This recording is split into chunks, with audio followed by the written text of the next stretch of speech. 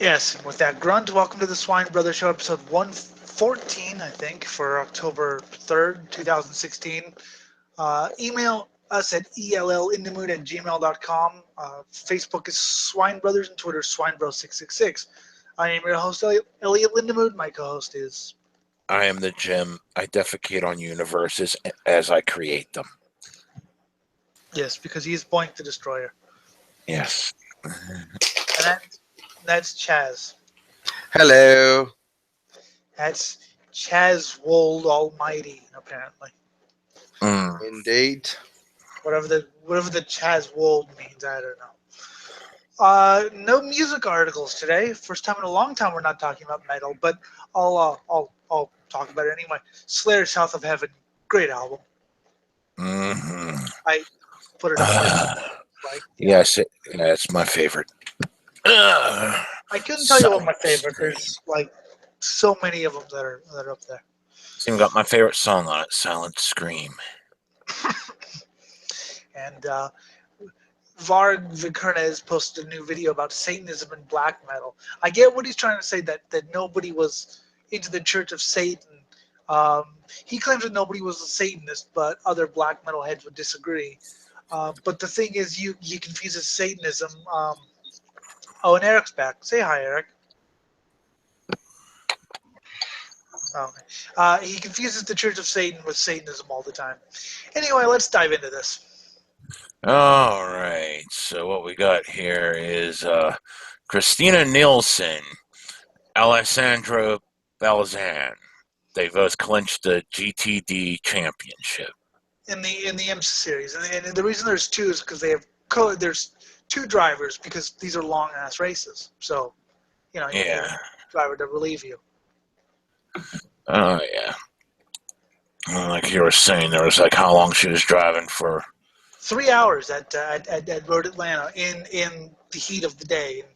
And the first thing she did was collapse on the pit wall, which I can't blame her, because I would. 3 hours. Most of the races are 2.5 hours, 2 hours and 40 minutes. So she drove longer than most of the races. Cool. Anyways, history is made on Saturday at Road Atlanta as 24-year-old Danish racer Christina Nielsen became the first female driver to win a major full-season professional sports car championship in North America. Not entirely true, but I'll get to that in a minute.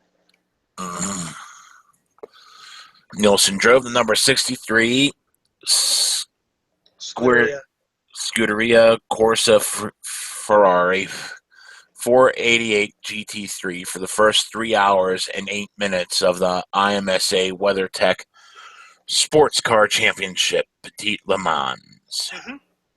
3 hours and 8 minutes out of 10 hours. That's over 1/5 of the race. Nielsen and co-driver Alessandro Balzan entered the race with a 32-point lead in the GT Daytona class standings. Yeah, there are different classes who race on the track at the same time. So they're. Okay. She only needed to achieve the 3-hour minimum drive time in the 10-hour race to clinch the title for herself and Balzan. Mm-hmm. Since IMSA's inception in 1969, a number of women have competed in and won races in several IMSA-sanctioned series, including the 5-race American Le Mans Series, GT Challenge. Yeah, well, you know what? Okay, I get what they mean by full season, and I'll get to that after the articles. Because I get I get what they mean now. Title won by Melanie Snow in the class's debut season. Mm-hmm. But they didn't race all the races. But by that I mean the class didn't race all the races. They only raced 5 races out of the 10 that the series normally. Okay.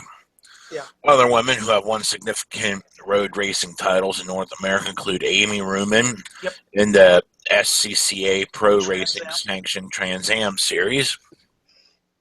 That was in 2015. Margie Smith-Haas in the SCCA Pro American Cities Racing League in 1994. Okay. Nielsen is one of two women to compete full-time in the 2016 WeatherTech Championship, along with Detta Wing driver Catherine Legg. Yep. Okay.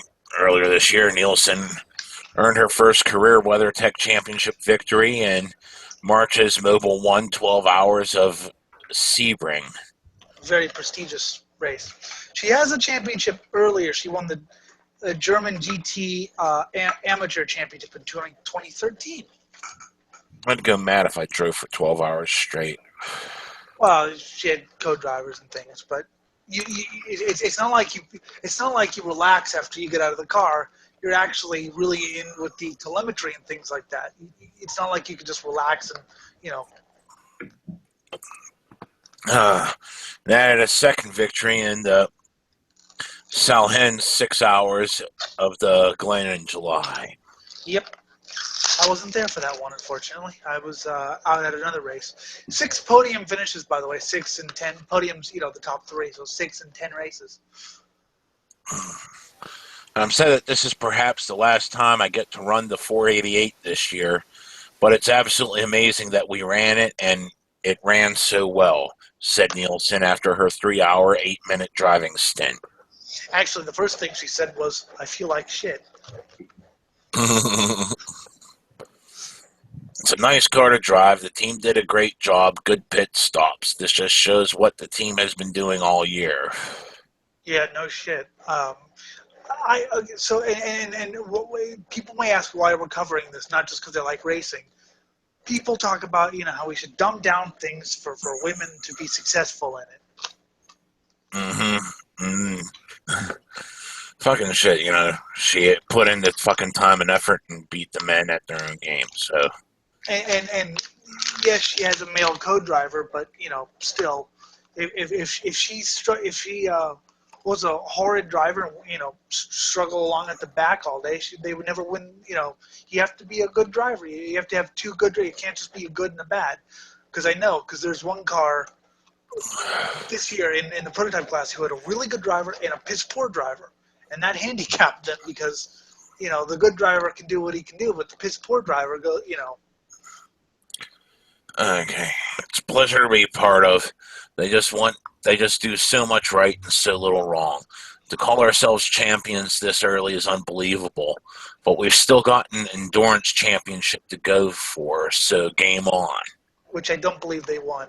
She almost won the championship last year, actually. Lost by 1 point, ironically, to the team she races now. Interesting.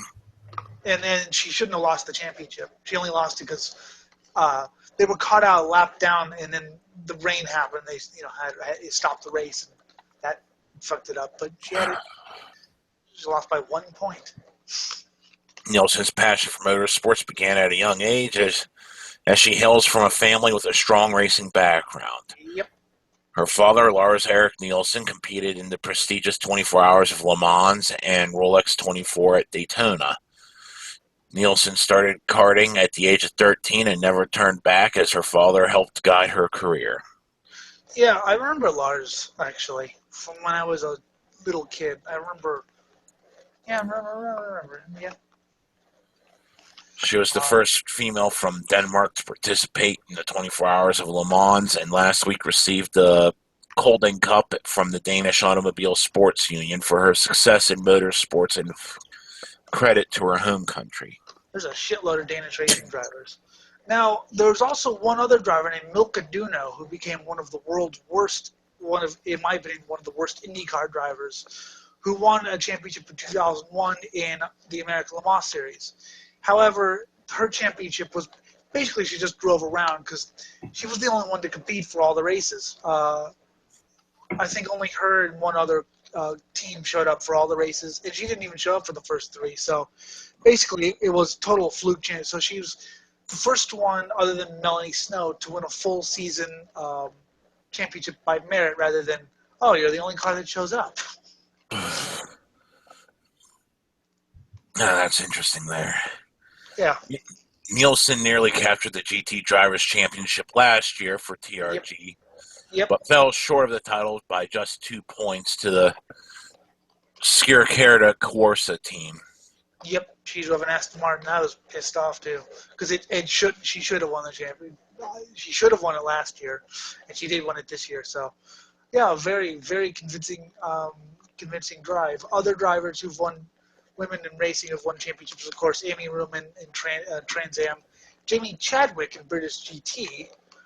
Drag racing, of course, there's a lot of women racing drivers who've won races. But the point being, like I said, people want to dumb things down and shit. But look at this. There's definitely kind of I don't want to say changing of the guard, but Well, I mean, it's the whole thing of you got some stuff whether you do legitimately need men and women classes. Because no offense, the greatest heavyweight woman is going to be in a very disadvantaged situation against the greatest heavyweight male in a boxing match. But something like driving, it's something that it's less sex dependent on its outcome. It's more dependent on other things such as strength and also physical strength, physical endurance. Well, Here, I'm going to strap you guys into race cars, and you're going to go around and around with 40 other cars, some quite a bit faster than you, for 3 hours straight in the heat of the day. And it's a complicated track with 12 corners, and you have no cameras because someone hit you, so you have to rely on your crew members to tell you where if there's a car coming up on you, and we're going to have you do that for 3 hours and 8 minutes. Yeah, I don't see myself surviving that very much. I see myself spinning around and then starting to drive the other way just to see how many people I can take the hell with me. Yeah, it's just because I mean, I consider that. I mean, because there were some there were some women who were successful, but they were only successful because they were. Let's face it, they were novelties. So the man would get out, put the woman in for like a lap, and then she'd get out, and then he'd get back in. And, oh look, see, we're freaking diverse. But should only drive it when he needed to go for a piss. Yeah, right. Yeah, which in endurance racing is because like in F1 or NASCAR you can piss on the seat all you want, but in endurance racing you shouldn't because you have to give the car up to someone. Yeah, they did an endurance race in Top Gear, didn't they, with a biofuel BMW? Oh yeah, the Brick Car 24 at Silverstone. I remember that. Yeah, because of obviously the Stig did most of the driving. Yeah, Captain Ben Collins. Slow got a few goes. Yeah, it was Ben Collins who did that actually. Mm. Anyway, Jim. So yeah, just a very exciting. And I started watching in GT3 Cup, Porsche, and basically me at races, I like to watch the smaller series as well. So I keep tabs on drivers to watch, and she caught my eye because she was going quite well. So I was like, okay, I'm gonna watch her and see what she's done. And then 2015 really impressed me. So yeah, I became a fan of hers. She's won a championship. And she's only 2 years older than me. Shit. Damn. Yeah, think of how much of a failure that makes you in life. Oh no! Well, I was talking to Shay Holbrook, another very fast woman race driver who finished second in the touring car class in SCCA, and I realized that she won her first race in professional competition in 2011 at Long Beach. I was there when she was 21, and I'm just like, wow, you've done more than I have. That's depressing. Beautiful, just beautiful. Anyways, we're going to go a little bit into this because this is a mile long. But we have the curious record of the diversity guru suing NASCAR for $500 million. Now, NASCAR does have some acknowledged racist past in the 50s and 60s because it was the 50s and 60s South. Like they wouldn't let Wendell Scott race at Darlington because the promoter was a out-and-out racist and things like that. But this is different. It's easy to assume the worst when you hear NASCAR is getting sued for racial discrimination, given the organization's deep South roots and its persistent lack of diversity.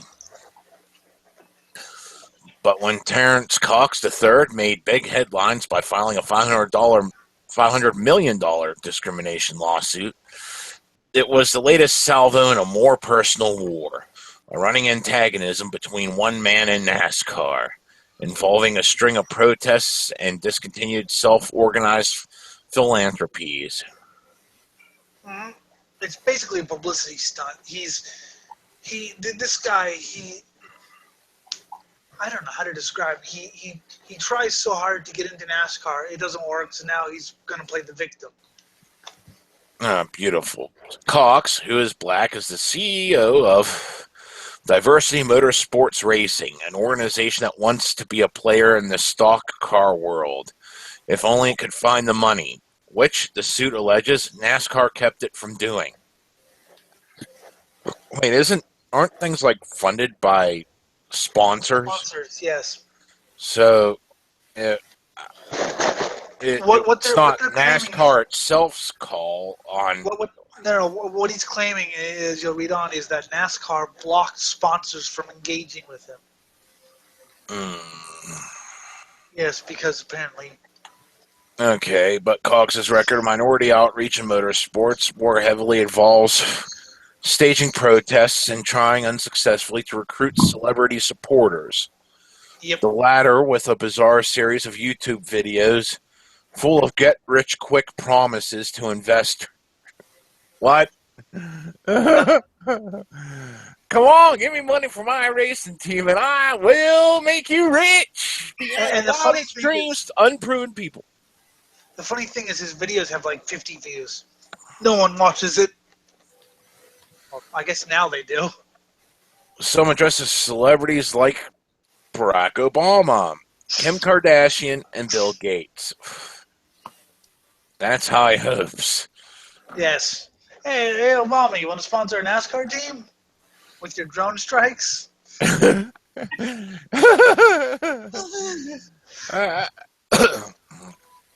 the fuck? Just going, okay, Kim Kardashian and Bill Gates, that I could see. But Obama. You're going to go after the president for money who has to raise money for re-election campaigns. I mean, yeah, he's probably got some seated away, like almost every other politician in the federal level does, but I don't see him reaching into his pockets for this. No, but I don't see Bill Gates or Kim Kardashian either. Especially because this guy's an unknown. Yeah, but, you know, oh, God. Dear Mr. President, would you give me some money? Send me your money. And I will make you rich. And I will make you rich. Wait, so what? I was trying to do like a preacher bot voice from Futurama. Send me your money. The lone racing team owner who partnered with Cox and whom Cox cites in his videos says they're no longer together. Radio and TV host Steve Harvey, who was in talks to partner with Cox, has now publicly denounced Cox in a lawsuit. Yeah, Cox. I love his, because the suit alleged that Cox and Harvey were in partnership to form a race team, and that NASCAR basically told Harvey that he wouldn't be supported if he ran with, if he did business with Cox. Harvey's response was, I don't know a damn thing about it. I don't even like fast ass cars. I'm quoting his, because I just love fast ass cars. How eloquent. Yes. Through the years, Cox's program seems to have become mainly a matter of calling attention to NASCAR's treatment of Cox's program. Playing the victim. In Harvey's case, the celebrity said he was asked to support outreach to underprivileged children, only to learn that Cox planned to have those children block the road in front of Coca-Cola's headquarters to protest the company's NASCAR sponsorship. The lawyer claims it's a prayer intercession. So can I just sum up this article quickly, yeah? You don't do anything Basically, quickly. NASCAR has allegedly abused Cox. Cox is alleging that he went through, a time that was very hard, and has been left with an experience that's made him feel stiff, as anyone would if they were abused the way Cox were. Okay, anyway. Essentially, was this show just turning into Carry On now? That was a bad pun. You're not allowed to speak anymore. On about May 19th, 2015, NASCAR's legal department sent Cox and Diversity Motorsports a letter declining their offer regarding Reach One, Teach One, and directing Cox and Diversity Motorsports to cease all future communications with NASCAR, and informing them that all prior communications had been deleted from NASCAR's records. Well, that's what they say. So basically what happened was, so Cox went to the Drive for, because NASCAR is this Drive for Diversity program, which I don't like because I think it puts too much emphasis on media thing and image rather than like trying to get people involved in trying to get the best drivers in racing. But anyway, so he goes to Drive for Diversity and he says, hey, I have these sponsor things. And NASCAR basically tells him, look, you don't have any experience in this. Go down to go-karts, okay, and get some experience and then build yourself up. So that's what he did. He went down to go-karts, and then when he was let go because of the economy tanked, he went, well, I'm screwed. Let's do a get rich quick scheme. And there's a whole bunch of false claims about how many races he actually ran. I can only find one evidence of one race he ran, actually, in 2011 at Daytona with Mike Bliss. And the team owner says that he never really was involved. Bob Schacht was the team owner, and he said never really was involved. So basically, this guy is just a big publicity whore. I'm sorry, I'm just finding parts of this fascinating. Despite this, Cox claimed he tried to partner with comedian Steve Harvey on a racing team called Steve Harvey for Education, Yes. which ended predictably.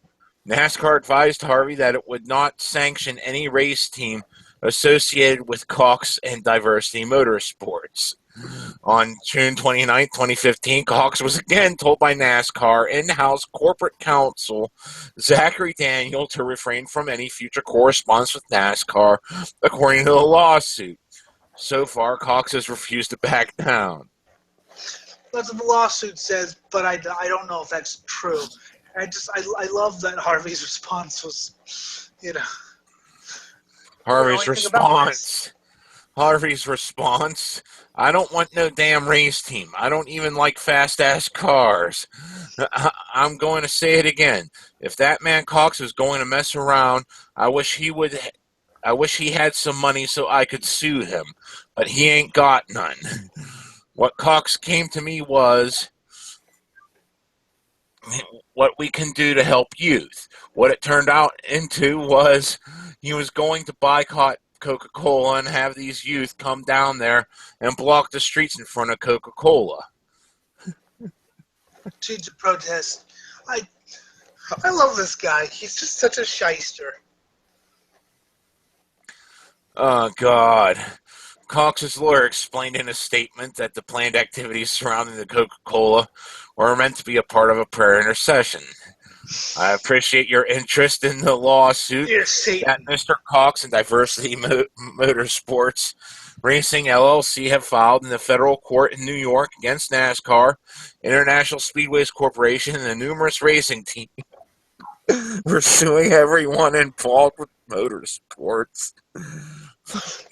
I was waiting to hear they were suing the Swedish Touring Car Championship, the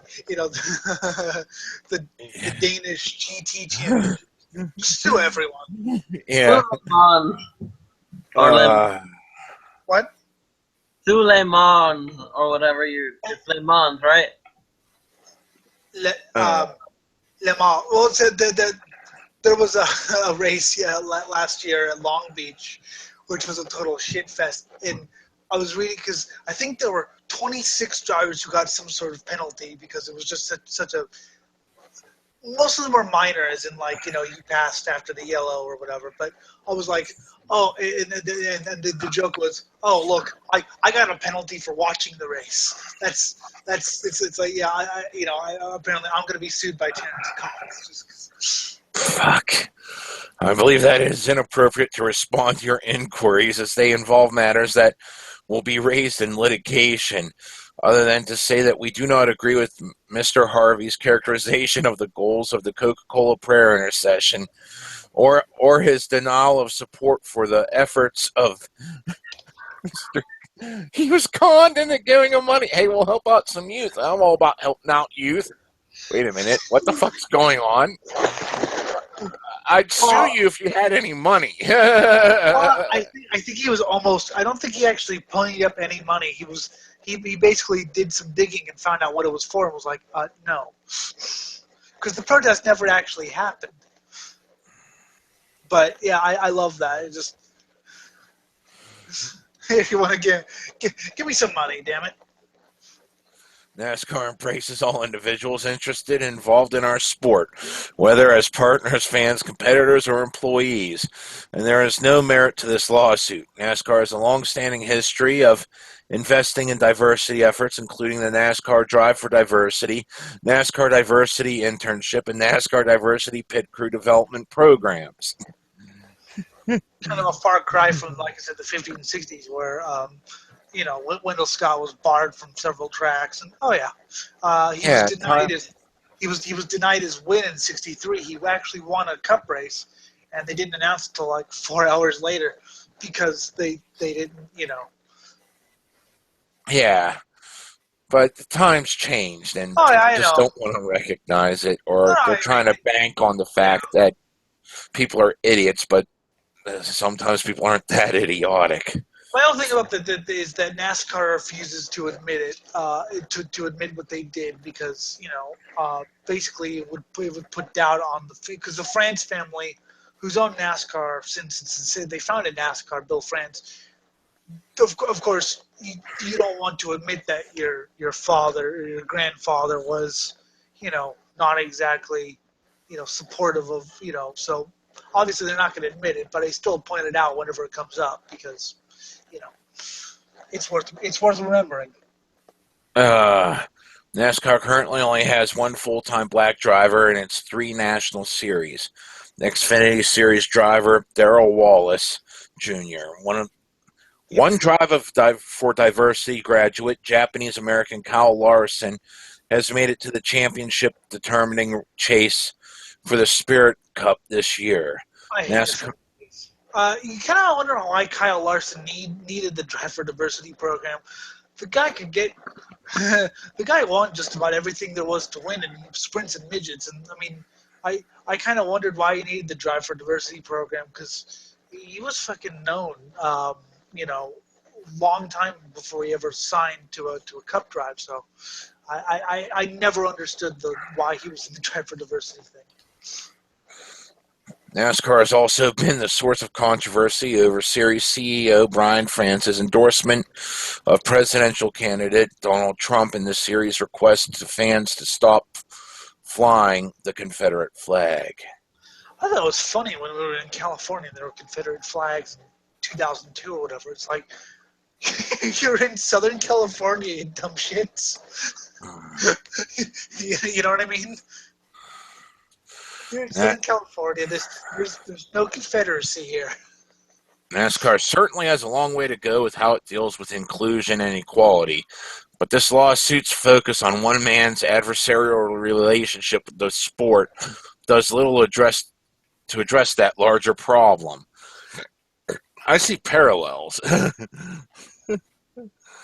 Fuck, how many times have we seen people try to wage a personal war against one thing or another, claiming it was for diversity, and it was just them trying to make money?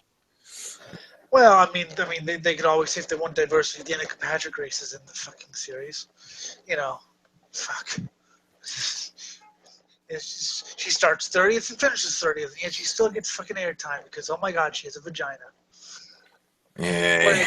Whereas the story we just covered, where I rattled off like women who won championships or should have won championships, and yet they don't get covered as much as, primarily because, let's face it, some people don't understand sports car racing because some people don't understand, the different drivers or whatever. So I get it, but at the same time, still, they've done more than Danica Patrick ever did. Eric knows what I mean because I fucking. Yeah. All right, so let's go on from the supposed racism of NASCAR to racist social media users have a new code to avoid censorship. Yes, I actually got this from someone who was for this. One of my punk friends who we just kind of agreed not to talk about politics, but he posted shit, so I had to. Yeah. Racist online communities have developed new code for racial, homophobic, and bigoted slurs in an attempt to avoid censorship. The words, the words faggot.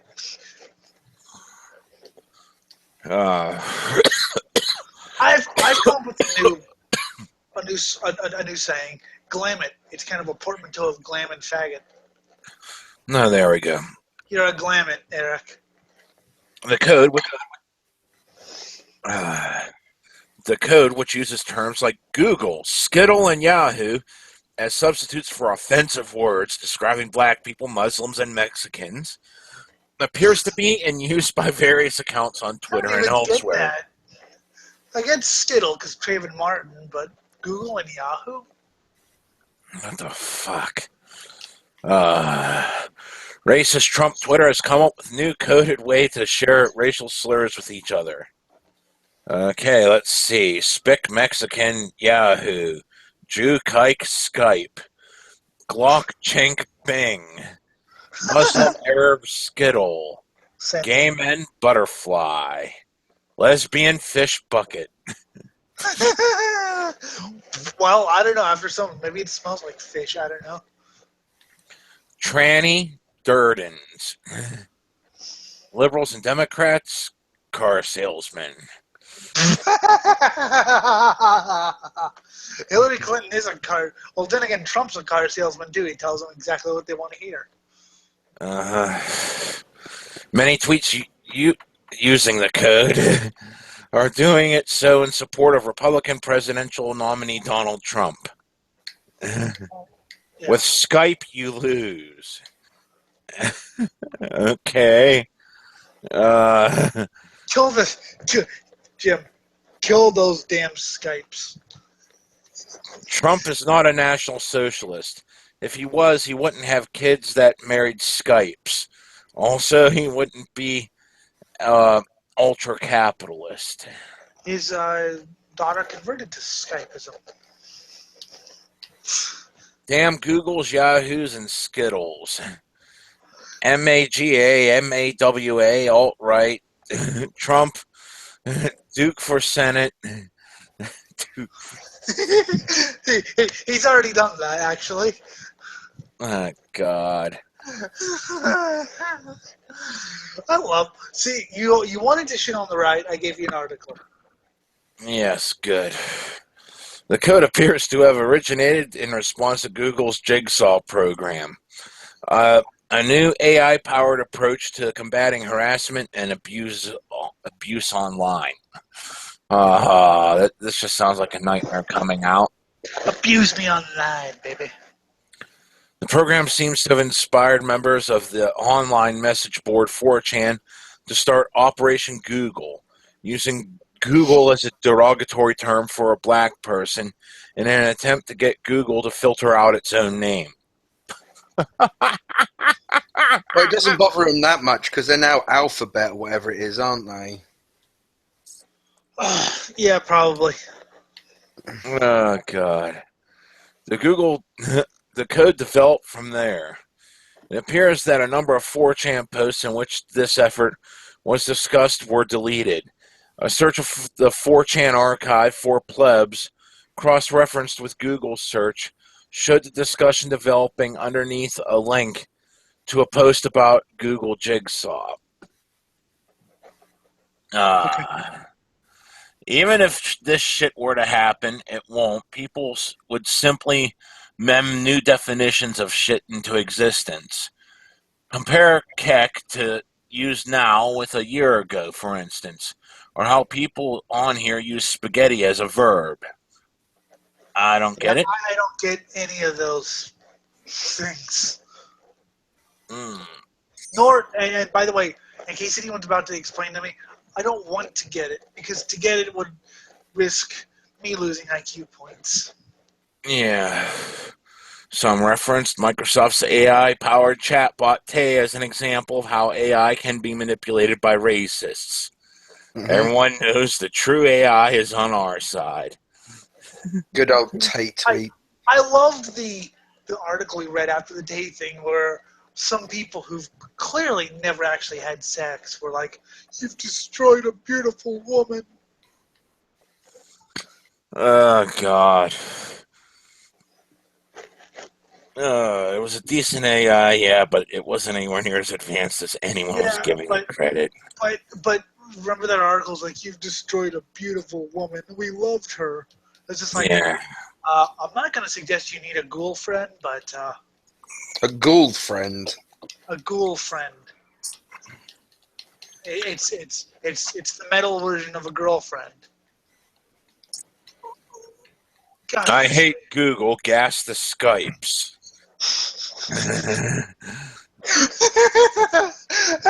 Just say that one more time, please. I hate Google. Gas the Skypes. That needs to be in the intro. That needs to be in the ad. That's the first thing anyone hears. Yeah. This isn't the first time bigoted social media code has emerged. Placing a name in triple parentheses is meant to identify Jews and target them for harassment. Hey, hang on a second. Like, I'm gonna annoy Eric. Go for it. BuzzFeed News has reached out to Google and Twitter for comment. Unfortunately, they did not comment back because it's like, what the fuck? Eric, I just called Eric a Jew. Okay. Oh, funny. Yes, isn't it? So, from the right to the further right. Oh, okay. Hillary Clinton considered drone attack on Juliet Assange. Oh, I love this. Yes. I think I insisted we do this. Because we had to. Democratic presidential candidate Hillary Clinton reportedly wanted to drone WikiLeaks founder Julian Assange when she was Secretary of State. According to True Pundit, Clinton and the State Department were under pressure to silence Assange and WikiLeaks in the months before the whistleblowing site released a massive dump of 250,000 diplomatic cables from 1996 to 2010.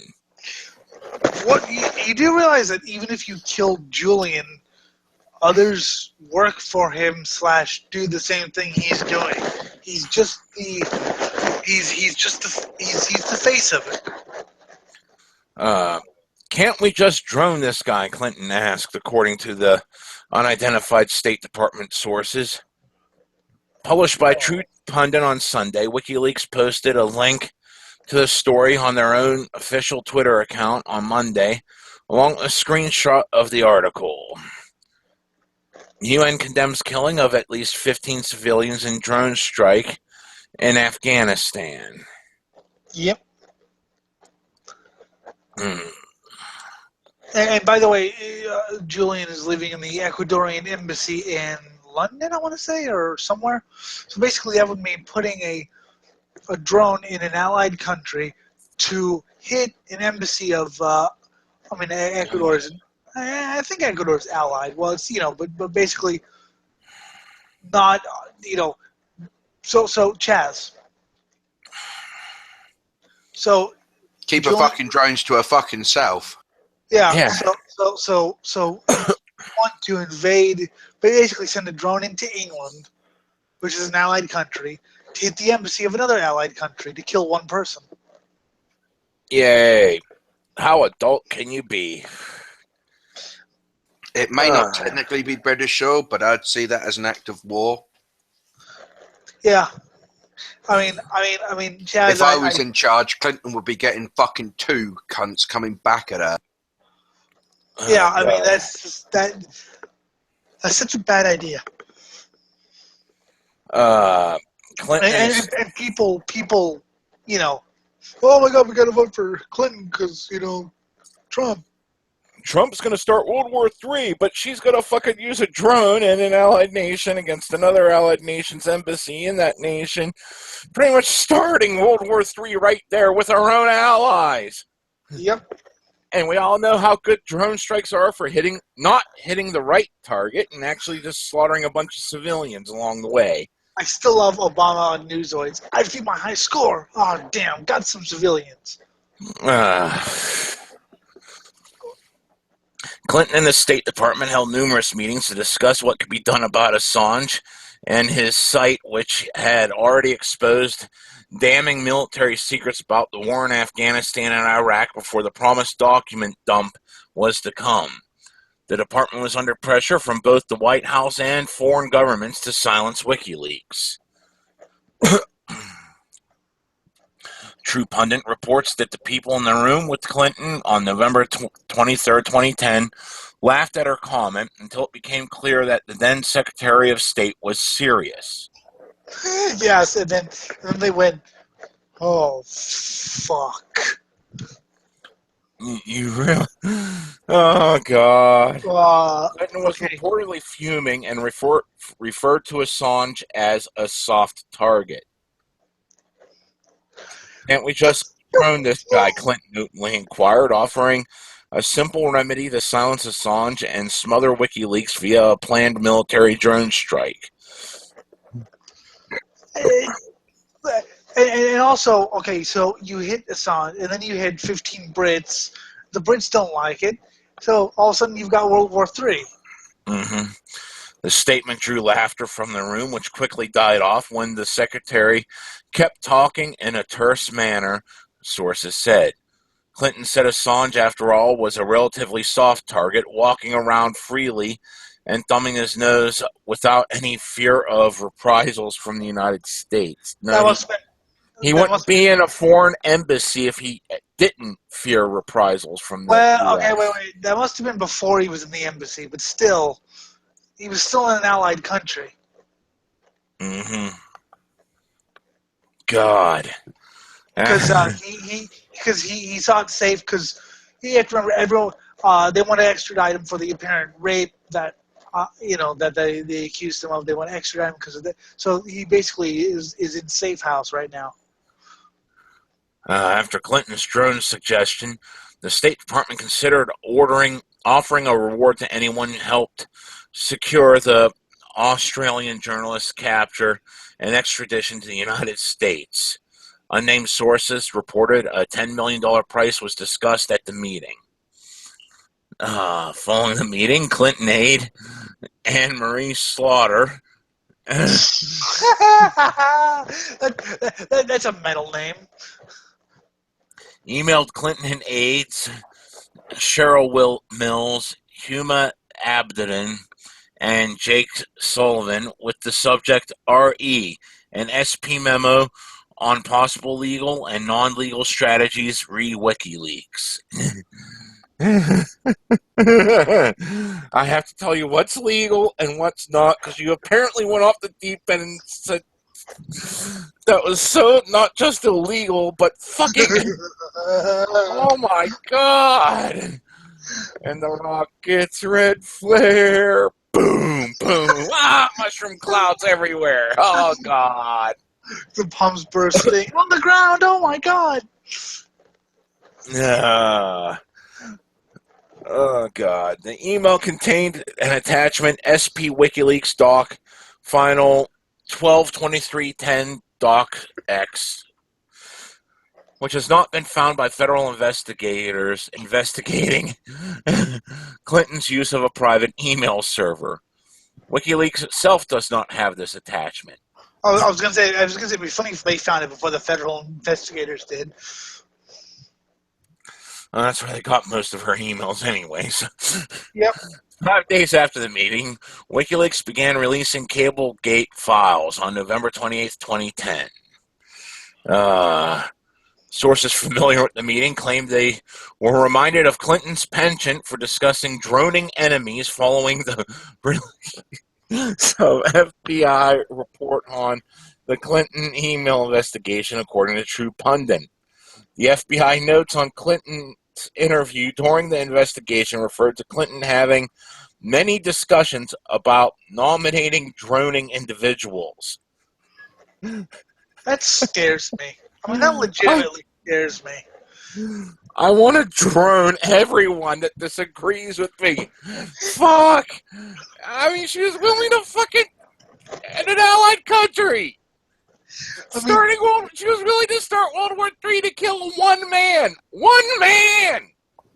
Who, let's face it, isn't the only person here. I mean, there are a lot of more people in WikiLeaks than everyone thinks it's just Julian. I mean, but he's the face of it. But you know, there's a lot of fucking more people, and you won't start World War III to kill one person who's going to be easily replaced by someone else that wants to make certain everyone's held accountable. So, I mean, Trump, like I said, I always think he's a cartoon character this scares me. Yes, this is Clinton. Yes. Oh, God. Clinton could not recall a specific process for nominating a target for a drone strike and recalled much debate pertaining to the concurrence process. I can't recall a specific process. I just said, fuck it. Clinton knew there was a role for the DoD, state, and the CIA, but could not provide specifics as to what it was. There's a role there. And he's in charge of the... there's a role there. It's fun to be pussy whipped into doing whatever I say. Look, I don't care if we start World War III. Just kill this guy. Kill him. But he's not even a factor, really. He's a kill him. Due to a disagreement between these agencies, Clinton recalled having many discussions related to nominating an individual for a drone strike, the report reads. Assange was set to make a big announcement at the Ecuadorian embassy in London on Tuesday, where he has been trapped for 5 years, but canceled in light of security concerns. Fuck. Yep. I mean, I like WikiLeaks. I like making sure people are held accountable. I fully respect things like that because journalists today are all too willing to swallow whatever they're handed. Oh yeah, Hillary's liberal, but WikiLeaks goes, oh here's what Hillary believes. So The tease leak, dubbed an October surprise, is thought to be damaging for Clinton before the presidential elections in November. This announcement will now be made at WikiLeaks' 10-year anniversary in Berlin on Tuesday. When was this?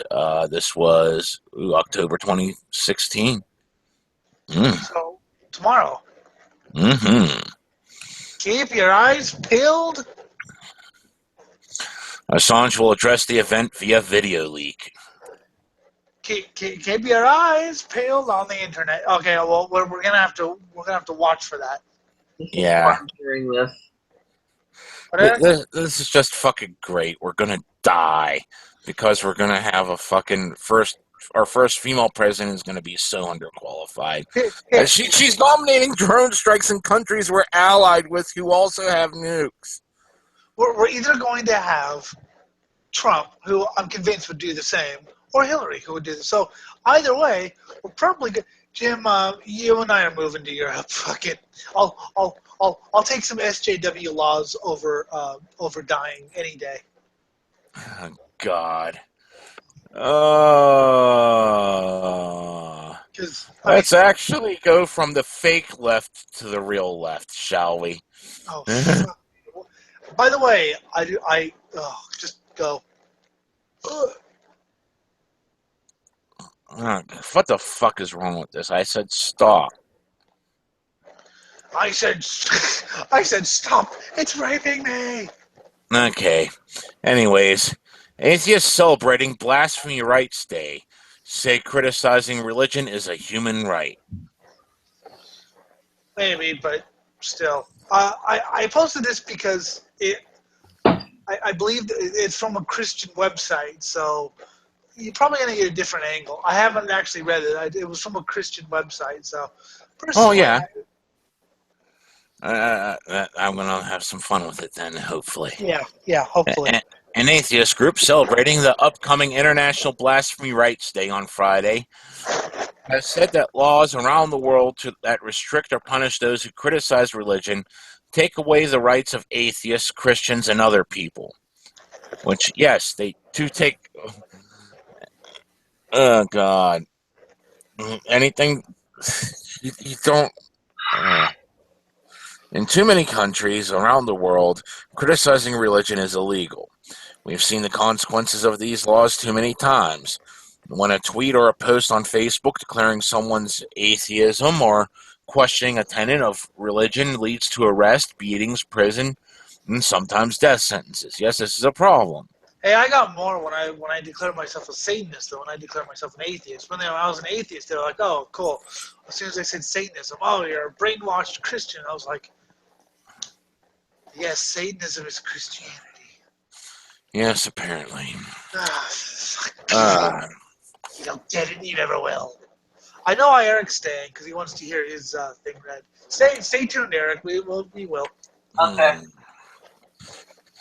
Sometimes religious militants make their own laws, deciding for themselves that expressions of dissent justify brutal killings, like the grisly murders of secularists in Bangladesh or attacks on religious minorities in Pakistan. Oh yeah, but that's the Middle East. They're fucked. Come on, Jim. Fuck that Middle East. There's too many problems. They just get out of the way. We can sure live without them. Fuck. The Facebook page for International Blasphemy Rights Day has highlighted the stories of several different people who have faced jail time or other punishments for criticizing or doing something that goes against the dominant religion of their respective countries. One story reported by the Mirror earlier in September noted that Russian blogger Ruslan Sokolovsky is facing potential 5 years in prison for filming himself playing the Pokemon Go mobile game while in church. You know, Mm-hmm. I have to say I side with this, not for any religion, but if you play Pokemon Go, you should go to prison. And like the funny thing is, nobody remembers Pokemon Go anymore. I don't. Really. I don't dying hear, now. Yeah, I don't hear anything about it yet. Everyone was. It was the major force uniting the world. Jim, as you know, I love. Unlike you, who doesn't pay attention to trends, I love trends. And you know what I do with trends, Jim?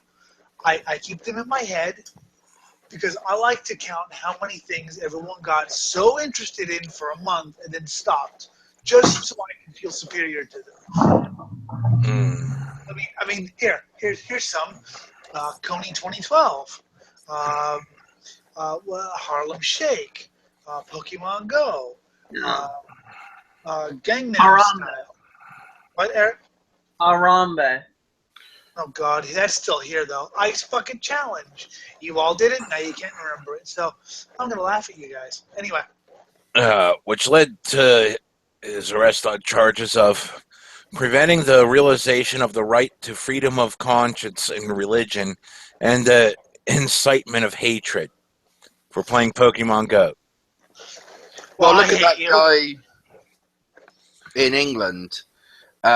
He taught his pug, to do Heil Hitler, just to piss off his girlfriend, and this has been seen as a deliberate attack on the Jews. And he's actually facing a hate crime case. I think he's a Vine star, and to piss his girlfriend off, he taught her pug get all excited when he said "gas the Jews" and stuff like that. And see, here's another thing that I have to support though, because if you're a Vine star, you deserve to be charged with hate crime. So it's kind of like, although I don't support the punishment, I kind of support punishing these people. So, well, it's just like that whole thing with the Nottingham police force and what could becoming a countrywide policy of this idea that sexism and misogyny are a hate crime. Except the problem is there is no actual definition in the law of what these things are, and so now all we end up is a bunch of fucking blasphemy laws, essentially, where it's like, for instance, you say something critical about somebody and they're a woman, they can claim that it was sexism, and you've got no defense. Yeah, I'm used to being proud. Fuck, I think someone turned on the heater. I'm roasting in here. Fuck you. Keep the heater off. Well, I rarely have any defense anyway because I'm so used to dealing with YouTube and Facebook. So, hey, let's make the legal system like that where you have no defense. Yeah. Another report highlighted the Oh, don't worry. The establishment's already got that one covered. What's that, Jim? Another report highlighted the 4-year legal battle of Turkish pianist Fazıl Say, who had to fight his country's legal system over charges of insulting religious beliefs held by a section of society for retweeting several lines by an 11th century Persian poet.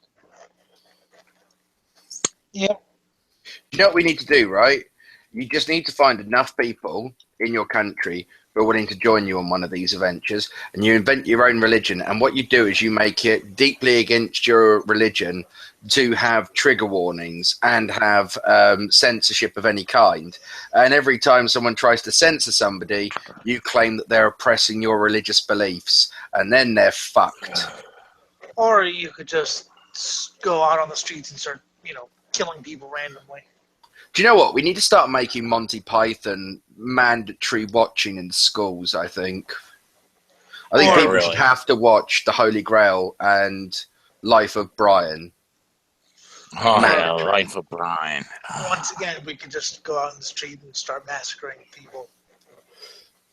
Christians have also suffered greatly under blasphemy laws, such as the case of Christian mother of 5, Asia Bibi in Pakistan. Bibi has served. That's the Middle East. Yeah. They're pretty much. Let's just get rid of the Middle East. They're kind of a bit. They're a millennium behind the rest of the world.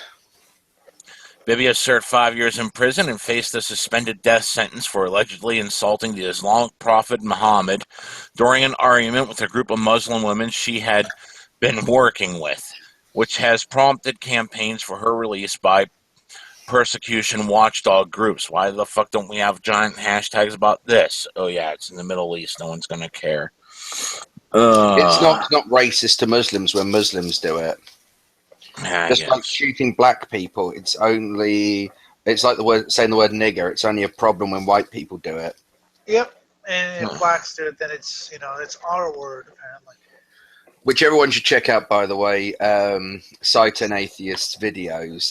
The Truck of Peace. Great videos. He's annoying. Fuck him. Hope he dies.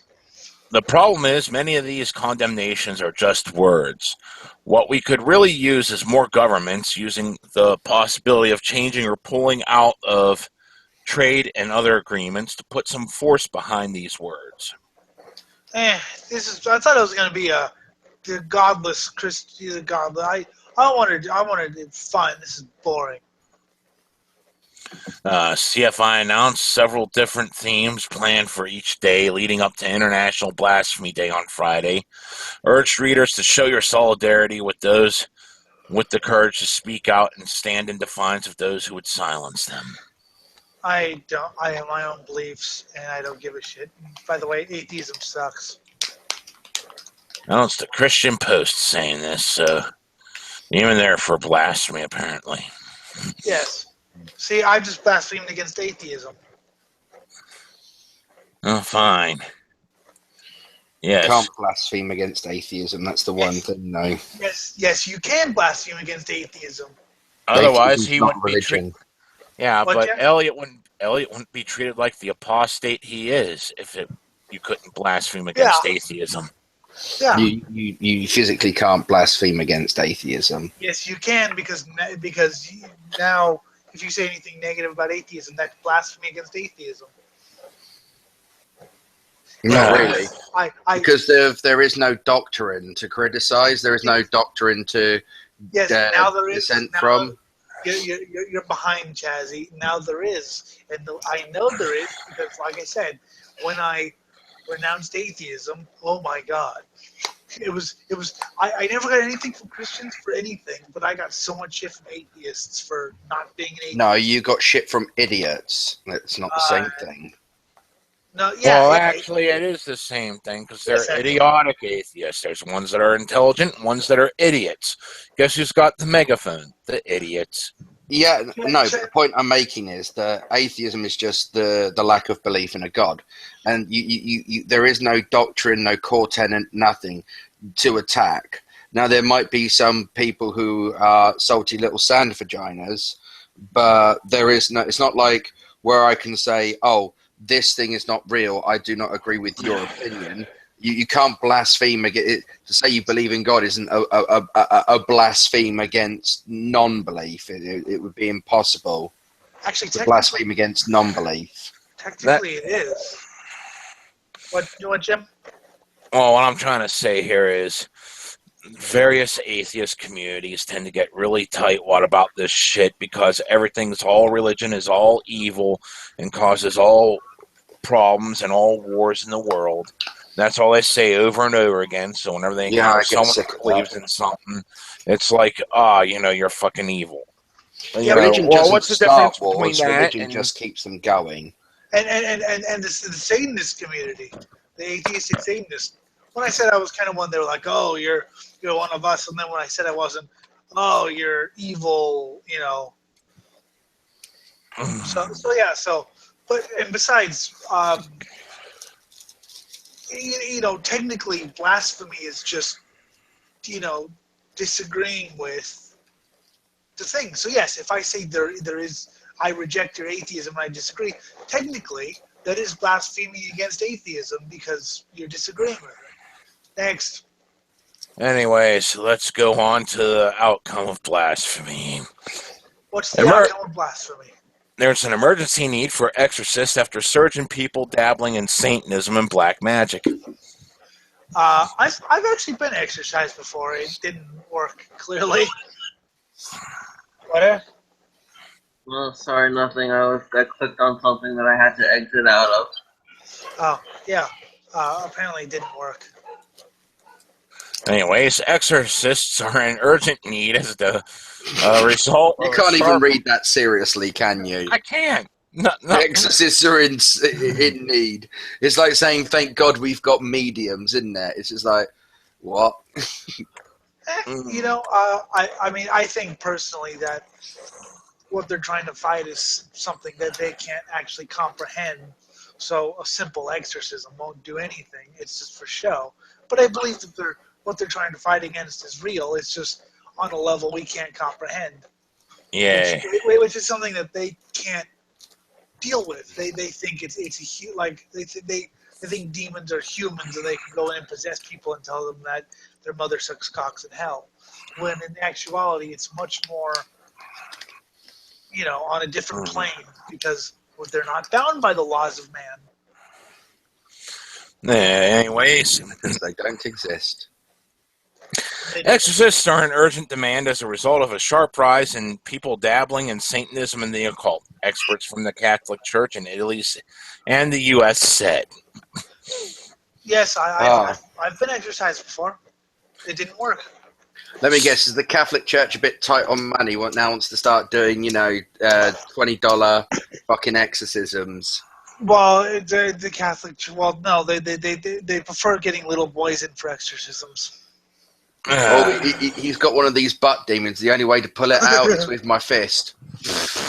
And or a cock.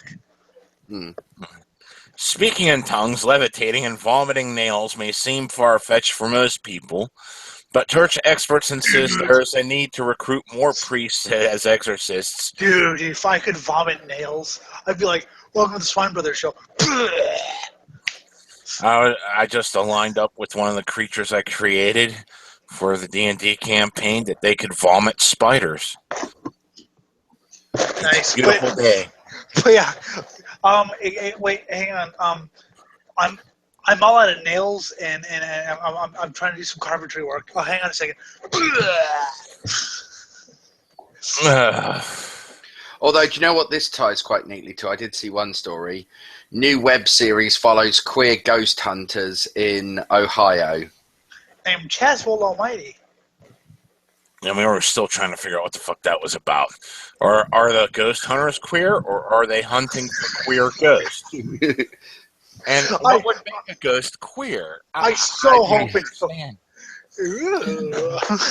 I so hope it's the latter. Yes. I'm channeling somebody. The name is Richard. Oh, I love cocks. Oh. They're trying to find the ghost of Liberace and Freddie Mercury. AIDS will kill you. In order to combat sorcery and black magic, Walter Cassioli, a psychologist and scientific consultant to the International Association of Exorcists. A psychologist and scientific consultant to the International Association of Exorcists. A psychologist and scientific consultant to the International Association of Exorcists. You've got to love that job. That job's probably the only job that's easier than the one that Dave Cameron's got now he's left Parliament. Oh, God, I could design... I need to put that in the Dungeons & Dragons campaign right there. Yes. Which is endorsed by the Vatican, described as an emergency, the lack of priests capable of fighting the forces of evil. You'll never fight the force. You'll never win against the forces of evil. Trust me on this. The lack of exorcists is a real emergency. There is a pastoral emergency as a result of a significant increase in the number of diabolical possessions that exorcist priests are confronting. Like I said, they happened to me. I was exercised 3 times. Oh, fuck. I think I just exercised my burrito. And this is a psychologist and a scientific consultant saying the number of people who take part in the occult and satanic practices which lead to serious physical, psychological, and spiritual damages is constantly rising. And by the way, can I just say I feel more spiritually awake now, not damaged? Fuck. This is why I say that psychology is one of those things that does lack a lot of scientific veracity to its field. When people like this I've said that come out for I've said that for a long time. Sorry, I had to turn my fan on because my room, I just... You would kind of think that what this guy's job would be, it would be the same as like the actual scientist's job when they're on things like cryptozoology or ancient aliens. The person to go, no, that's not how it happened, and then them to go, but is he right? Let's talk to 5 other people who clearly disagree. No, Chaz, because it's proved by the Vatican. Anyway, it's the Grand Council of Wizardry. Dr. Casolsli teaches courses in exorcism at the Pontifical University of Regina Apostolorum, a Vatican-backed university in Rome. I have an idea. Me and you, Jim, will be exercised live on... If we ever meet, we'll go to and have an exorcism just for the fuck of it. Oh, God. Oh, come on. It'd be fun to just shoot it live. And just be I'm just thinking of the good old days whenever I was stuck in the fucking 12 Steps According to Jesus cult. That was a homeless shelter that I needed to be brainwashed into so I could stay there. Yes, and I still can't imagine you giving those speeches, but I love that you were fucking brainwashed. You went the right hand. So basically, how would your 12 steps version of you react to me? Probably the same, and I'd probably just say, "This is what I need." I mean, I fucking sat there and started fucking the ground whenever Slayer took stage. Wait. Was this 12 Steps here, or was this? This was while I was in the 12 Steps. I went to a concert that I paid for with food stamps, buying Monsters whenever you could still use food stamps for energy drinks. Oh, that was great, wasn't it? Mm. I love that. I fucking the ground for Jesus.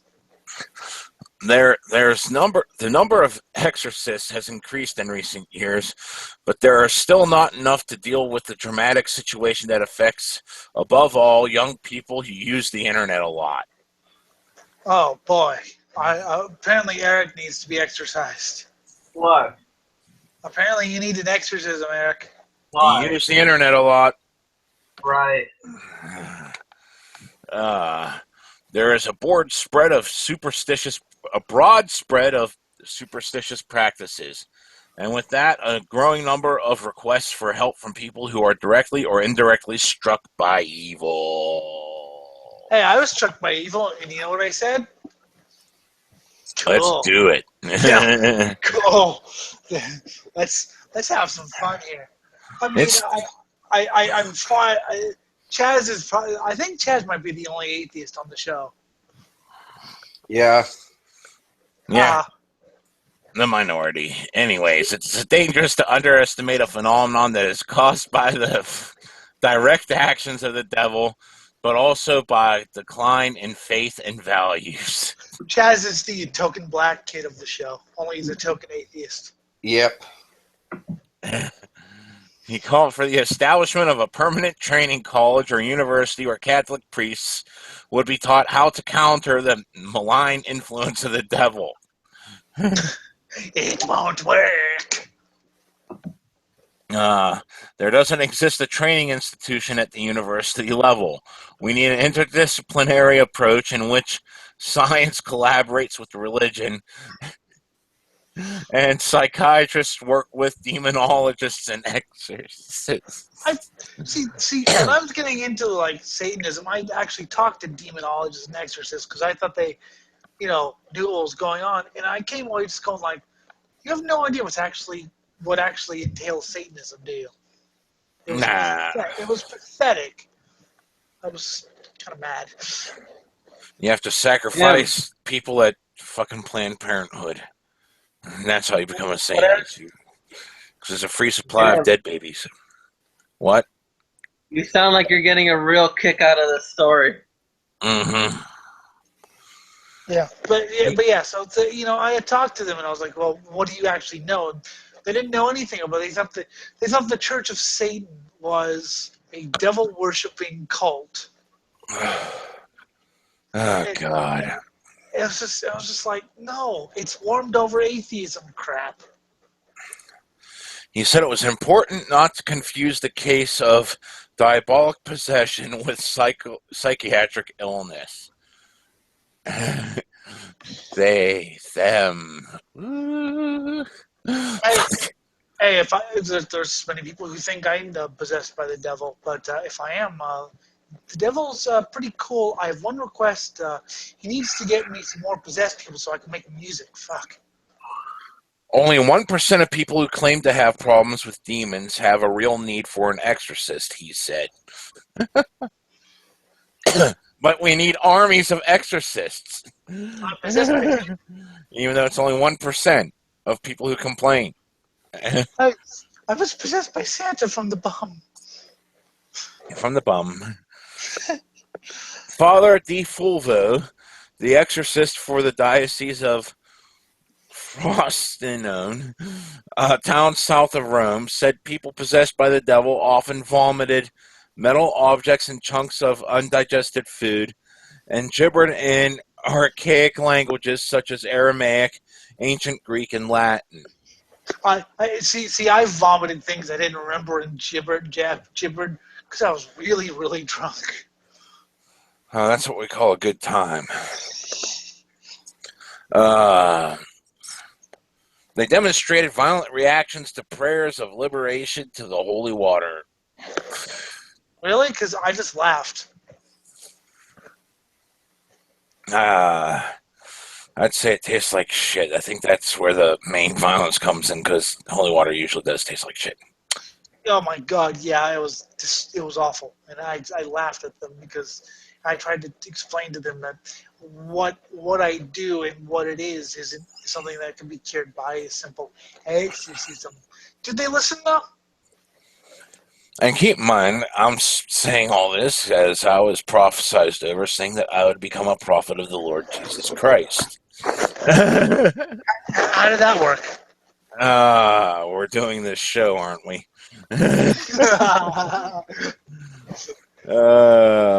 On the other side of the Atlantic, two Americans leading exorcists,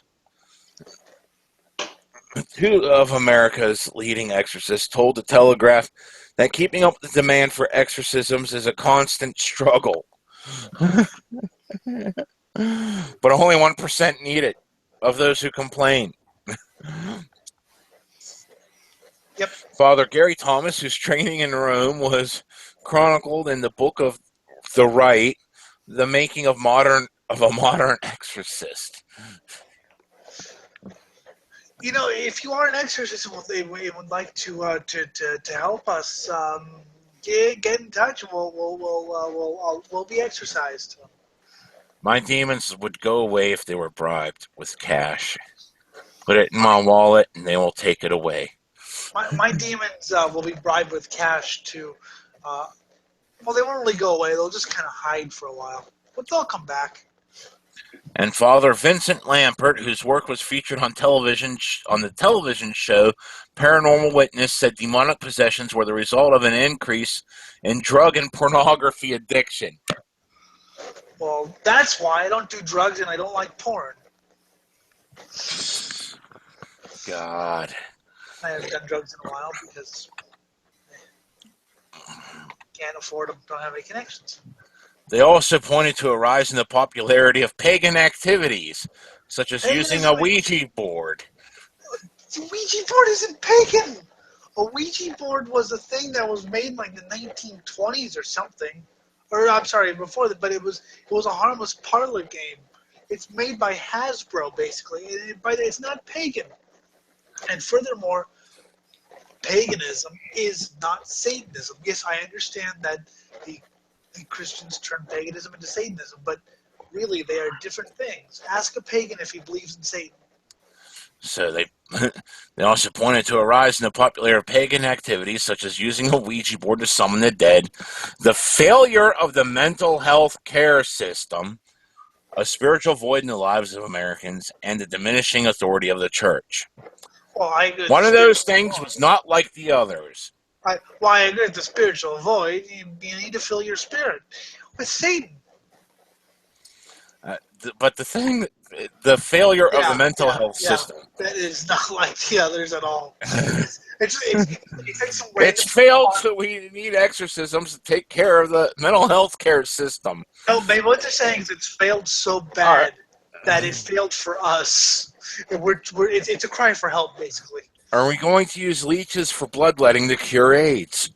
Yes. Because that's what it's sounding like. Well, yes, that is what we're going to do. How did you know? Well, I mean, that's where it will eventually end up. Fuck. Chaz, I think you need bloodletting to cure your living. Well played, good form. Rectal acupuncture. No, anyways, we're all gaining all sorts of knowledge, but there's still that emptiness within us that is being filled with addictive behavior such as drugs and pornography. I wish kids did more drugs. They wouldn't be such pussies if they did. Agreed. And pornography, do you know how many kids are protesting against pornography these days? They need pornography. They're not getting enough of it. Yes, quite right. Says Father Lampert of the Archdiocese of Indianapolis. Oh, great. The decline in faith goes hand in hand with the rise in evil. The rise of evil. Father Thomas, the official exorcist of the Diocese of San Jose in Northern California, trained in Rome in 2005 after being an ordained priest for 22 years. I'm sorry. What? Why? San Jose. Oh, those poor Northern Californians. You suck. Oh, God. I think everyone in your state needs a good exorcism. In I, fact, the entire West Coast needs good exorcism. oh, like the East Coast is immune. You sanctimonious prick. I mean, Exactly. come on. You live near Pittsburgh, and Philadelphia shares a state with you. Two shitholes. Well, Pittsburgh's a shithole for an entirely different reason. I'll cede Philadelphia, though. Yeah. and come on, New York City. What we need is a nuclear exorcism. Yes. Fucker. Which the Hillary will provide us with her cavalier use of drone strikes on allied countries who have nuclear weapons. Yeah. It's gonna work. In the past, Yeah, I think if she does try and hit England with a drone, you best be careful because whatever state she is going to become a fucking crater by the end of the day if I have anything to do with it. You won't have anything to do with it, unfortunately. And I say unfortunately because that would be kind of fun to watch. I will do Yes. because that's when I'll launch my fucking rebellion. in the past 10 years, he says he has performed 50 to 60 exorcisms. I am a full-time pastor, and this is a very intense ministry. Almost every free night I have is taken up with exorcisms, he said. He wants to release the devil, and the way he releases the devil is by masturbating. So if this is getting rid of the devil out of people's bodies, isn't that making the devil collect physically in our material world, bringing him into being, and thus you are being counterproductive to your own efforts? And by the way, thus being productive in my efforts. Yes. So, thank you. Oh, You God. you're really helping me. Thank you. Isn't that awesome Yeah. when people help? Did I go where Tim Burton says something monumentally stupid about Miss Pagary's lack of diversity? No, we have to do Eric's thing too. Yeah. Oh, let's do that next. Okay. Oh, wait, that's not it. Where the fuck did I put it? It's in the chat. I know it is. And it also has to do with mental health. Yeah, your mental health. Yes, Tim Burton said something that people didn't like. Because people were, why isn't this here? Something like that. Oh, God. Just go back to the chat. It's there. Fuck. That's where I'm going, and this isn't it. This is... What the fuck? It's not in this chat. It's not in our group chat. Where the fuck is it? I put it in the group chat. It's in the group chat. Okay. Okay, there it is. Oh, he's, viewer, I'm sorry. He's kind of retarded. But then again, if you're in a viewer, if you're Jim's friend, then you already know that. Well, what the fuck kind of fucking thing did we just go over? Exorcists needed. And the fucking, psychiatrist and science officer of the USS Exorcist. Officer of the USS. That's something new I haven't heard before. I don't care anymore. What the fuck are we doing? I don't know, but read it. Knott's closes Halloween attraction Fear VR after complaints from mental health advocates. Here we go again. Oh, yeah, this happens every year in Southern California. Go ahead, Jim. Knott's Berry Farm and its parent company, Cedar Fair, announced Tuesday that they are shutting down the Halloween attraction Fear VR after the feature caused concern among mental health advocates, including Saddleback pastor Rick Warren and his wife Kay, who sent an email to the park Tuesday. Every time I hear the Warren, I think of Ed and Lorraine Warren. Eric's heroes. I think they're freaking stupid. And a petition to reopen the attraction has been created. And wait, Tell me what's wrong with the attraction and things like that. Mental health advocates nationwide emailed Knott's and Cedar Fair administrators expressing their concern over last week that the portrayal of a possessed girl in a hospital as part of a virtual reality horror show stigmatizes and denigrates individuals with mental illness. Because we can't have entertainment anymore. Everything has to be representative of something. What the fuck? I think she needs an exorcism from the psychologist and fucking scientific fucking advisor to the Vatican on exorcism. I think he just broke Jim's brain. Here. In a statement, the amusement park, which is renowned for its popular Halloween event, Not Scary Farm, much better than Universal, because unlike Universal, they actually have bands playing. So if you don't really care about and they're kind of decent, kind of punky, kind of psychobilly. So if you don't care about the mazes and shit, like I really don't, you can enjoy some music. Where Universal won't do that because they hate you and actively work for the death of joy. Go ahead, Jim. They said its evening attraction during Halloween is designed to be edgy and aimed at adult-only audiences. Which, fine. I mean, that's what it should be. That's the problem with. So the problem with Universal, Eric keeps wanting Universal to go full on fucking, and I keep telling him, look, it's owned by NBC. Okay, they're not going to go total aggro because they don't want to. It used to be total aggro during the first 2 years of the Hollywood event. Well, yeah, but that's because it was small and no one cared. But now that it's big, everything gets shut down. So now they're going to play it safe and just give you The Walking Dead 8 times. Over the past week, we have heard a number of people expressing concern that one of our temporary Halloween attractions, Fear VR, is hurtful to those who suffer from mental illness. Contrary to some traditional and social media accounts, the attraction's story and presentation were never intended to portray mental illness. They're portraying possessed girl, not... What the fuck's wrong with you people? I think Jim was diagnosed as mentally ill, right? Yes, I'm diagnosed as mentally ill. Look at this face. Look at this fucking face. That's mental illness right there. Not some chick in a bed puking fucking pea soup. Are you actually shown on camera?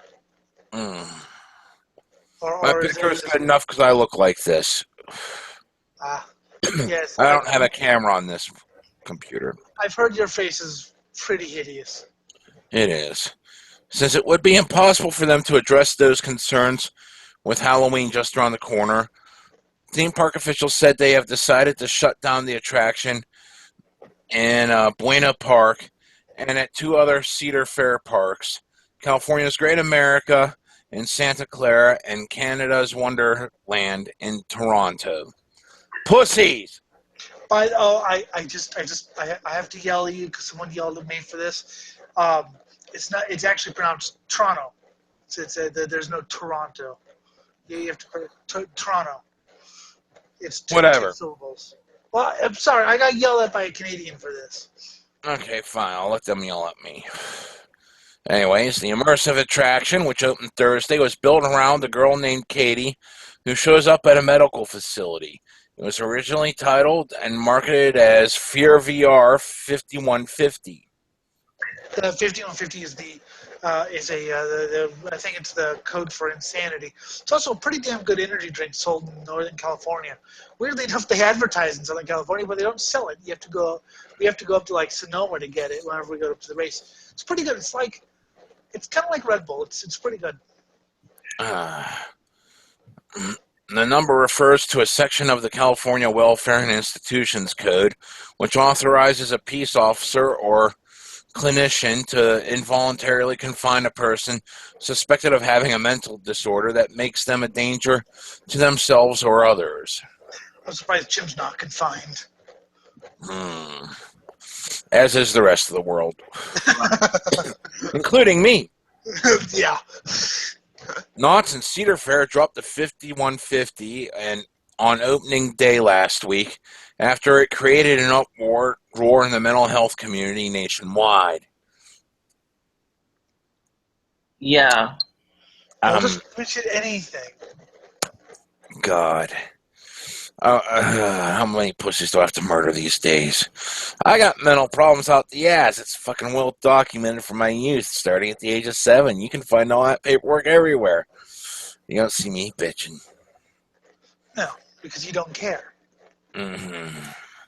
Kay Warren and her husband have become vocal mental health advocates after their youngest son, Matthew, committed suicide at the age of 27. You know why? Because he was like, I have some fucked up parents. Mm-hmm. I can't live with these morons anymore. They have spoken out about his long struggle with depression. Hey. I embraced my depression, okay? I embraced the fact that nothing's going to get better. I embraced the fact that everyone I know is, at best, an idiot. And I love it. Kay Warren said the ride's original name struck a nerve because her late son was held on a 5150 several times when he posed a danger to himself. Well, shouldn't he have been locked up then? I mean, what? How do you get released? And then again, I mean, there's right? It shouldn't have been. Well, remember how I made a big deal with that last article about the broken healthcare system? Exactly. I've been through that, and Yeah, exactly. exactly. I might be capable of functioning in society, but then there's the case of my aunt, not the one I'm living with, the one who's dead now. Okay. And she always went on about they and them. All right. And her neighbors were doing things to wire some sort of weird electrical current through the hardwood and concrete floors, neither of which are conductive materials, by the way. Yeah. And all kinds of other shit where she actually paid me to put sugar in someone's gas tank, which I did because I needed the money for cigarettes. So But this is her insanity talking that let me do it, so I profited off of her insanity because I was a scumbag. But so what wound up happening? Well, she pulled a gun on my aunt, on my grandmother and uncle. This was her brother. Yeah. Okay. And fucking, she got 302. That's what we call it up this way. That's the 150 this way. And played a good game for a week after her meds kicked in and everything was going fine. Then she stopped taking her meds the moment she came out and went psycho again. And went back in another week. She was doing fine on the meds. Got out. A couple years later, fucking assaulted a fucking neighbor. Went back in. Did fine on the meds after a week. Was released. Quit taking them. Cycle continued for a while till she just, I don't know, got too weak from the voices and eventually died. Yeah, okay. See, I don't even know what to say. That's just fucked up. That's the mental health system. It is broken. But to sit here and say that this ride is, part of the fucking problem, no. No, but rather than, that's what I hate about people who become advocates. People who have experiences like this and become advocates is that they don't see things. They don't see things normally anymore because it's understandable. They've been touched by something tragic and they don't see things normally anymore. Unfortunately, they see things in such a way that it's a struggle to get through these people. You see, part of the reason I'm capable of functioning in society is because I've accepted the fact I have a problem. I have many problems. I've accepted this, I know it, I embrace it, and I deal with it. My aunt, on the other hand, was the only sane person in the universe, according to herself. Yes, I know people like that. And I don't mean people, but people who were literally insane and thought they were I'm the only one sane. You're the crazy one. Yeah.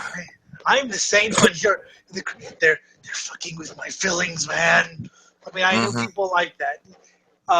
Weirdly enough, they actually didn't get released. They were somehow they were like, okay, you're fucked up. I have no idea what it's about. Because I know I got kicked out of the fucking loony bin after I had to fucking fuck with the doctors enough to get out, and then fucking even tell him about Dad's little book collection, which, okay, his tastes in porn, fictional porn, should not have been a driving fact in me getting released. But they ended up being the driving fact in proving he was a scumbag, even though everyone else said my father was a scumbag, but they declared him a saint because he was all smiles and giggles. Whenever he was in front of them, they didn't know how often he took the belt out for anything. And they thought you had some sort of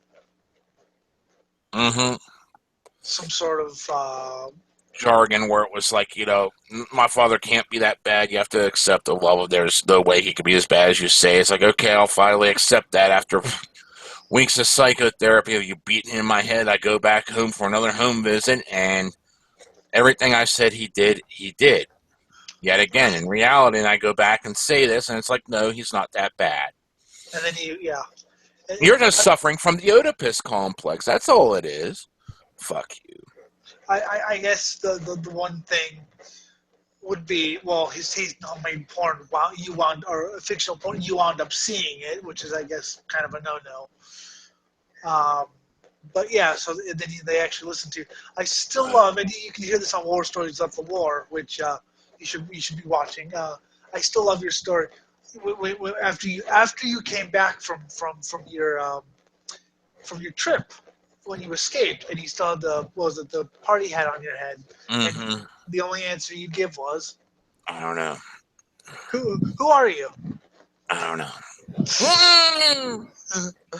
Now, like I said, I always told this story back the day that like they carted her off and shit. It's like, I don't know what they did to him.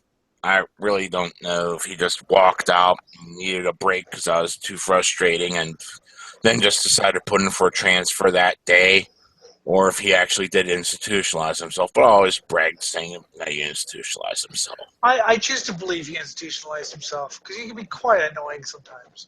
I feel like institutionalizing myself sometimes when you say shit. Shut it up! Anyways, when she heard about the ride Monday, she took to the Facebook and Twitter urging Knott's to shut down the attraction. On Tuesday, she added with a respectful email to Knott's and received a respectful response. So basically, because your kid killed himself, you're going to deprive us of fun. Yeah. Yes. God, I think Nicholas Kvarfoth said it right. Let's put it that way. I'm so grateful Knott's and Cedar Fair listened to the voices in my head. I mean, of the mental health community.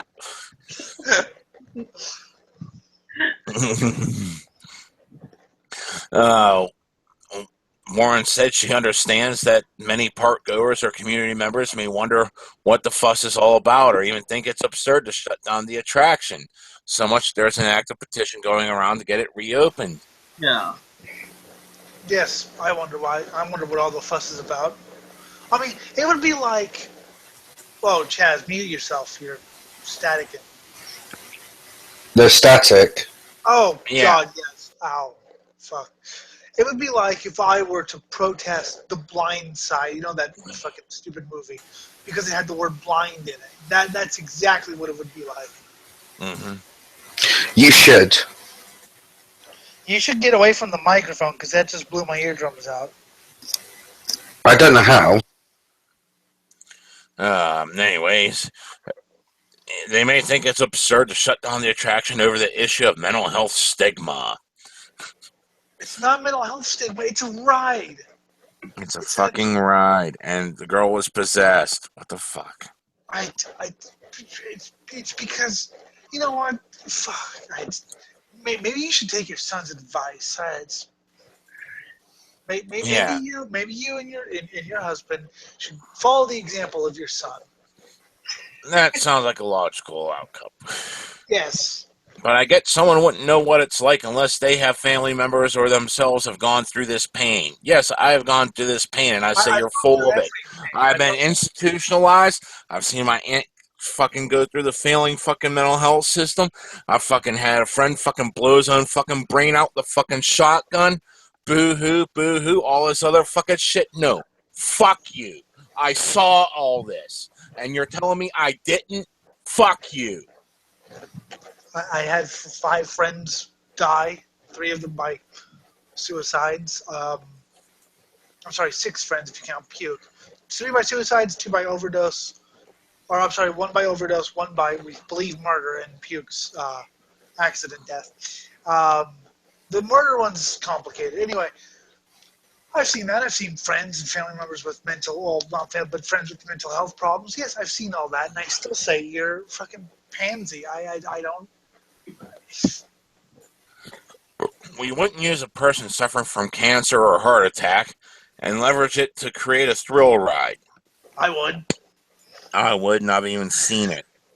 I would, because, I mean, God damn it. Do you know what? We're going to blindfold everyone and create a thrill ride because of my blindness. And we're going to watch the pansies. Like, oh my God, you're discriminating against swine. I'm like, yeah, but dude, I created this. Oh, it's okay now. Yeah. It glorifies stigma and exacerbates people's pain. No. Don't exacerbate some pain. Fuckers. Other mental health advocates who tried to get the park's attention with letters and emails said that they were pleased with the outcome. Fuck you too. Yeah. I feel good about what happened here, said John Larley, president of the National Alliance on Mental Health Illness in Orange County. Thankfully, this attraction will no longer further mental health stigma. Stigma. Fuck Stigma. you. Stigma. Gotta worry about that stigmatization. That's tonight's drinking word is stigma. You know what stigmatization really is? It's whenever your local town calls you the satanic baby killer, and you can't get a job because they actually believe there's hundreds of infant corpses in your backyard. It would be so much cooler if there were, though. I remember listening to that and actually kind of losing respect for you when it was lies. They weren't stigmatizing me over mental health. They were stigmatizing me because I listened to music. Fuck you. The kind of, yeah. And the funny thing is, you're not even satanic. Mm-hmm. That's the fucking awesome thing. Oh no, I'm now known as the devil worshiper around where I am. So there you go. Good. Yeah, that his organization would like to continue a dialogue with Knots. Don't let it happen, Knots. They're gonna sucker you into being pussies. No. What they're gonna do is every ride will be a pro mental health thing. By closing this ride down, they moved things away from a negative place. We see this as an opportunity to talk about this if they are open about that. That's the vaguest thing. A negative place. We see the opportunity to talk about this if they're open about that. That's the most vague language I think I've ever seen. Yeah. Fuck these people. They need to die. Yes, they do. Why aren't you killing them, Eric? We're working on it, trust me. Good. Those mental health advocates are now on the kill list. For every year, someone complains about something at one of the Halloween events, like Universal or not. The company shuts down the offending attraction, and then the people who complain are now on the fan base's kill list. I mean, I'm not even a fan of Knots or any of the attraction because I find them, light. I find them, the real horror show goes on in my head. But I still agree, Anyways, let's go back to that monumentally stupid thing that Tim Burton said. Oh, yes, Tim Burton, who is a shockingly overrated director. Eric likes him, but I find him shockingly overrated. I like old Burton, and then he just became a fucking parody of himself. I don't know. I never liked Jim. Are Burton's comments really that dumb? The short answer is yes. The long answer, well, see for yourself. Now, what does Tim Burton have to say about this? Nowadays, people are talking about it more. He says regarding a film diversity, but things either call for things or they don't. I remember back when I was a child watching the Brady Bunch and they started to get all politically correct. Like, okay, let's have a token Asian kid and a token black kid. I used to get more offended by that than just, well, I grew up watching blaxploitation movies, right? And I said, that's great. I didn't go like, okay, there should be more white people in these movies. Well, that's the thing is I don't like tokenism. I don't like that kind of. Oh, let's. I mean, I write scripts or stories, and sometimes I have a woman or a black lead character, but not because of a quota or diversity. I just think, hey, this seems like the right thing. So that's I don't know. I think Tim Burton, basically says what everybody's thinking. Like with the whole Ghostbusters thing, if they just gone, oh, we're going to do the remake of the Ghostbusters and then made it all women, no one would have batted an eyelid. But because they tried to push this idea that it had to be women and that it was somehow good because it was women, and it pissed people off, it put people off. Even people I've talked to said, well, why can't it, because they're doing, I guess, an all-women remake of Ocean's 11, and they're like, why can't it be, a mixture of men and women? Yeah, I thought we wanted equality here. And that's what I would rather have, rather than, fuck. I mean, the thing is, and the other thing is, and this is going on mainly with comic book properties, rather than just taking an established character and going, right, now this person's gay, or this person's black, or this person was a man, is now a woman, Create a different character. Create a different character. Don't just go, all right, Wonder Woman's a lesbian now. It's just like, create a lesbian fucking superhero.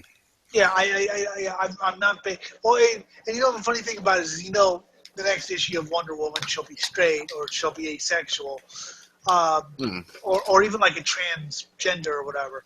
But yeah, create a different. I don't like. I mean, I would feel patronized if I was, create a different thing with the Ghostbusters. Create ghost killers. There are very few shows that can really just sort of change the kind of the canon of the character. Doctor Who is one. Well, yeah, because that's built into the Doctor Who thing. Exactly, that's what I'm talking about. They have the thing like Doctor Who next time can be a woman. Doctor Who next time doesn't even have to be an actor. They can just CGI in an alien. I'm going to be Doctor Who next time, damn it. Anyway, Jim. Correct me if I'm wrong, but wasn't you'll be flying the retardis. Wait, Jim, what? Fuck you. Jim, what? Wasn't it the fucking new Star Trek franchise that tried to make Sulu gay to honor George Takei, but then George Takei fired back saying that's not how the character was, fuck you. Yeah. Yeah. That pretty much happened. Yes. And by the way, reality shows don't work either. See season 23 of Top Gear. I just wanted to dig in Top Gear. Anyway, continue, Jim. Sigh, look, nothing in Miss Peregrine's or most of Burton's other movies demands the characters be all white. But that was the kind of the whole deal for blaxploitation movies of the 70s. The 70s, 40 years ago, which existed because of a lack of representation elsewhere. It's not the same. It's not close to the same. Yes, but nothing says they have to be any color. Nothing. That's the thing. Nothing says they have to be anything. Why can't they be whatever they are? Yeah. And whatever calls it, it's like this whole thing of Idris Elba being in the Dark Tower, which is kind of like the person should be a bit of a kind of Clint Eastwoody sort of character, but they've cast Idris Elba, who is a good actor, and I love Luther, don't get me wrong, and thought he was excellent for Shere Khan. But at the same point, you've got a point where the character meets this racist black woman who keeps calling him a cracker and a honky. Yeah. Okay. And honestly, whenever they fucking pressure people after things have been cast and everything has been decided, they say, well, you gotta write in this color or that gender or whatever.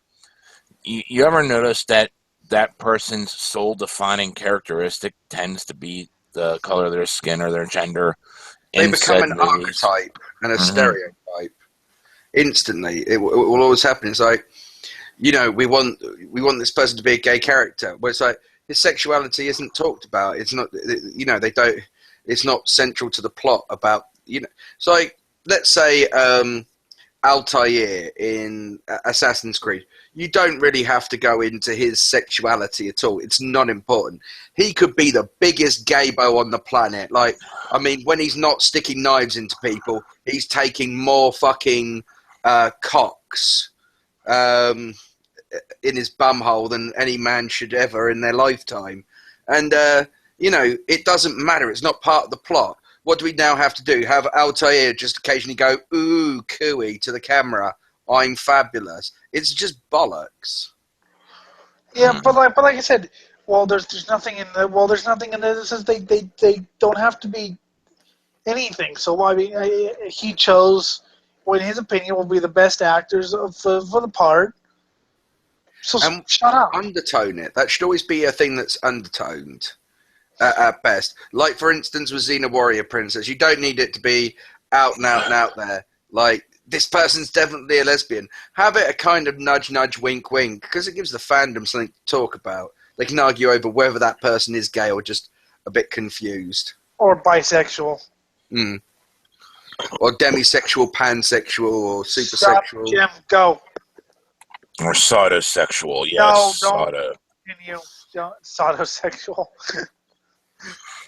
Although, to be fair, I don't demand more representation of white people in blaxploitation movies. It's one of the more unexpected defenses of racism in Hollywood. That weird Tim Burton, always thinking outside the box. No, he's saying that. God, I don't even need to explain what he's saying, because he's literally saying, Just because there's an all-black cast doesn't mean I need to jam a white guy in there. I don't need to jam a fucking straight guy into an all fucking gay cast. I don't need to jam a fucking gay into an all straight cast. Yeah, I don't. Jim. The thing, it doesn't fly when it's white, because white people are the devil. Yeah, apparently we're all the devil. And so it doesn't fly. It's just. I mean, really, and why isn't this person who's writing make films and hire whoever they want to hire rather than bitch about it? Make your own damn film. I mean, you know what? Say what you want about the Ghostbusters guy. He did what he did. He didn't just bitch about it. He made his own film. It was shit, but he made his own film. Mm-hmm. And I'd rather see that than people bitch. People who bitch about, metal. Make your own metal. That I was told whenever I kept complaining about this one band, he's like, well, like I was told whenever I complained about the mix of a record, well, mix records. Go, grow up and be a producer. I was like, okay, deal. Anyways, that's all I got for today. I've got something, but no, actually I don't. I was lying. What a liar I am. Mm-hmm. Anyway, thank you for watching, viewer. We really need to pay attention to the chat. This has been the Swine Brothers Show, episode 114. So yeah, the Mondays. Now that Mondays is even, it throws me off. Chaz, stop breathing. This has been the Swine Brothers Show, episode 114 for October 3rd, 2016. You can email us at ellindamood@gmail.com. Facebook is Swine Brothers and Twitter SwineBros666. For Eric, who said 3 words. For Chaz, whose microphone is very loud. Blah, blah, blah, blah, blah. for the gym who has the good manners not to do that. So he's my favorite. All right, Benelli, Ellindamood, we'll see you next time.